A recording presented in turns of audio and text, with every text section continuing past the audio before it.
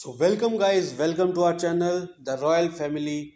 तो गाइस, आज हम आपको बताने वाले हैं जलियांवाला बाग हत्याकांड क्या था। तो जलियांवाला बाग हत्याकांड गुलाम भारत की एक ऐसी दास्तां है जो भारत के पन्नों में दर्ज है।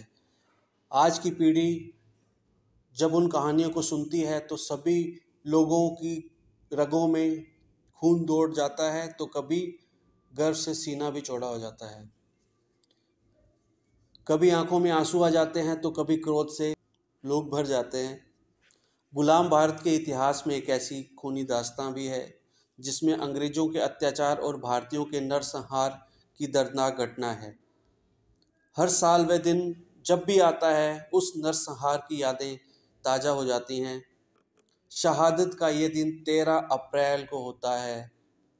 इस दिन जलियांवाला बाग हत्याकांड हुआ था। हर भारतीय के लिए जलियांवाला बाग हत्याकांड बेहद दर्दनाक घटना है जिसमें खून की नदियां बह गई, कुआं भारतीयों की लाशों से भर गए और मौत का वह मंजर हर किसी को रूह को चोटिल कर गया। पंजाब के अमृतसर में जलियांवाला बाग एक जगह है। ये घटना एक्चुअली 13 अप्रैल 1919 के दिन हुई थी। ये घटना जब हुई थी तो अंग्रेजी सरकार ने भारतीयों पर गोलियां बरसाई थी,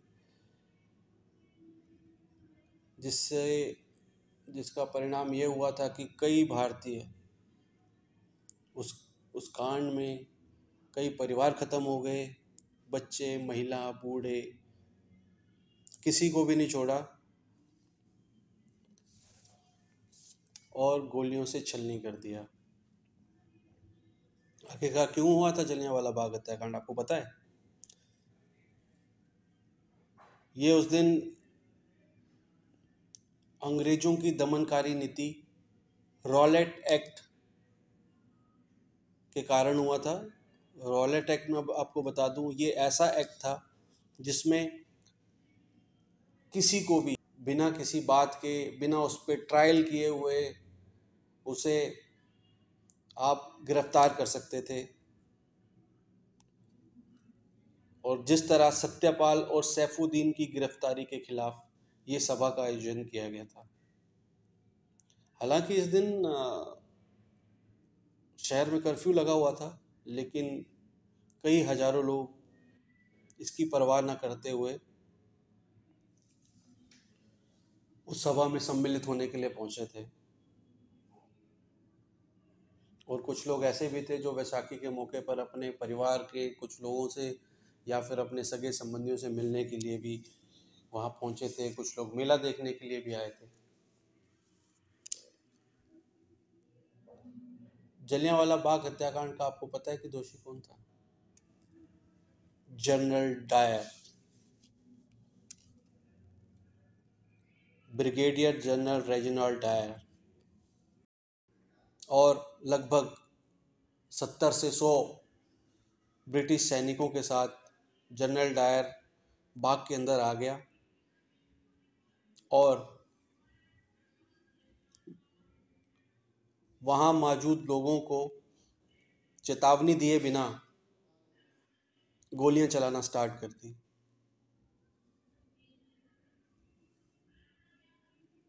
जलियांवाला बाग हत्याकांड के वो 10 मिनट जो हैं वो आज हर एक भारतीय की रूह को छलनी छलनी कर देते हैं। ब्रिटिश सैनिकों ने महज 10 मिनट में कुल, कहा जाता है, मेरा अनुमान है, 1650 राउंड गोलियां चलाई थी। इस दौरान जलियांवाला बाग में मौजूद उस दिन लोग मैदान से बाहर भी नहीं निकल सकते थे और ना ही कोई दूसरा रास्ता था, जैसे कि मैंने आपको बताया। लोग वहाँ पे फंस गए। अच्छा, उस बाग में एक कुआं है। अंग्रेजों की गोलियों से बचने के लिए वहाँ मौजूद कुएं में छलांगे देना स्टार्ट कर दी और कुछ ही देर में कुआं भी लाशों से भर गया। ब्रिटिश सरकार के दस्तावेजों में 379 लोगों की मौत और 200 लोगों को घायल होने का दावा किया गया था उनकी रिपोर्ट में था ऐसा। हालांकि आंकड़े ब्रिटिश आंकड़ों के हिसाब से नहीं, मैं एक्चुअलिटी में बताऊं तो 1000 से ज़्यादा लोग शहीद हुए थे और लगभग 2000 से ज़्यादा लोग, भारतीय लोग, घायल हुए थे। लेकिन इन सभी चीज़ों को छुपाया गया, इन सभी चीज़ों को बताया नहीं गया।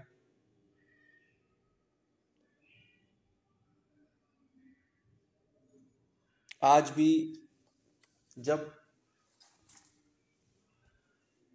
उस दिन के बारे में सोचा जाता है तो ऐसे लगता है कि उस दिन कितना कितना गलत हुआ था भारतीयों के साथ।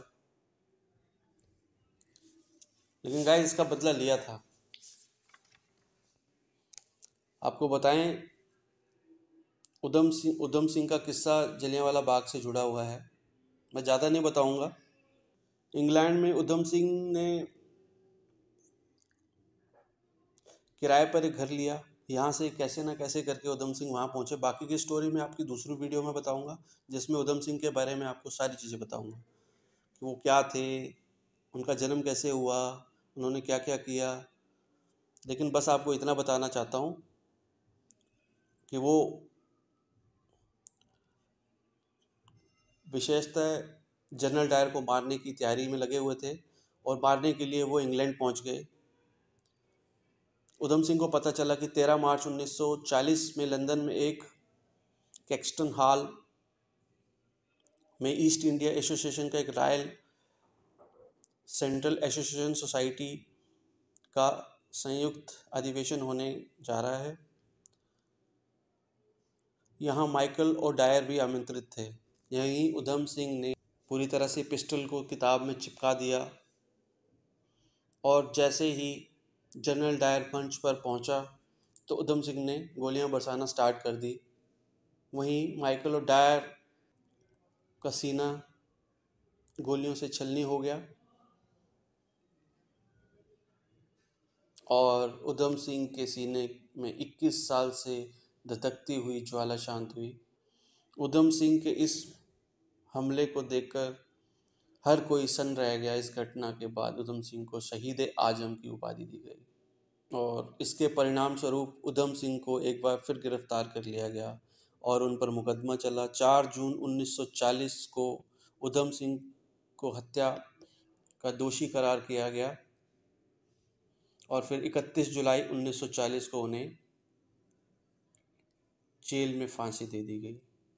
देश की आज़ादी में उधम सिंह क्रांतिकारियों के लिए प्रेरणा बन गए और इतिहास में उनका नाम अमर हो गया। तो ये तो गाइज जलियांवाला बाग हत्याकांड में आपको बता रहा था, लेकिन उधम सिंह जी के बारे में आपको बताना बहुत ज़रूरी था क्योंकि कई चीज़ें होती हैं, उसके लिए हमारे को कनेक्शन में लाना बहुत ज़रूरी होता है। इस तरह भारत के स्वतंत्रता संग्राम में महान सेनानी एवं क्रांतिकारी थे जिन्होंने जलियांवाला बाग हत्याकांड के समय पंजाब के गवर्नर जनरल रहे माइकल ओ डायर को लंदन में जाकर गोली मारी थी। हाय गाइस, यही वो देखो स्पॉट हैं, गोलियों के निशान हैं जहाँ पे हमारे भारतीय लोग चढ़कर कूदने की कोशिश कर रहे थे। जो वाइट सर्कल है ना, इसमें गोली के निशान, वाइट सर्कल के निशान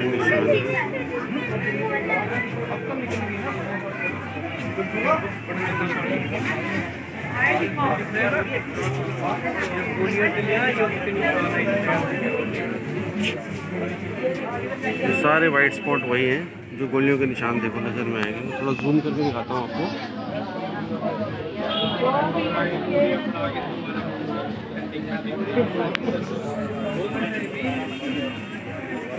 ये दीवार है देखो, जिससे कितनी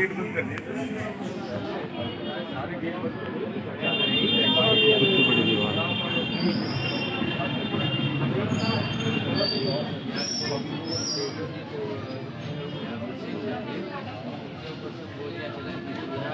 सोचो कितना भयानक समय रहा होगा जब 73 भारतीयों के ऊपर गोलियां चला। Guys, thank you for watching our channel, thank you very much. हम आपके लिए लेके आएंगे इतिहास के पन्नों को उठाकर, अच्छी से अच्छी जानकारी आपको देंगे। Thank you very much.